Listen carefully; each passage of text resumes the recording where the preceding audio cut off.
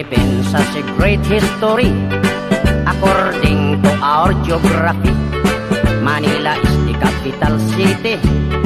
Dating queen from the other country, Metro Manila, Quezon City, Caloocan, Pasay, Makati, Marikina, Pasig, Sapote, Malabon, Las Piñas, Parañaque.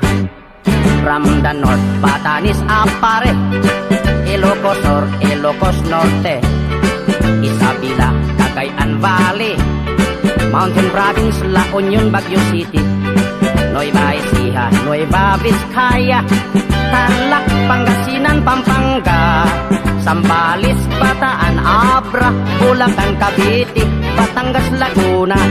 Now let's go to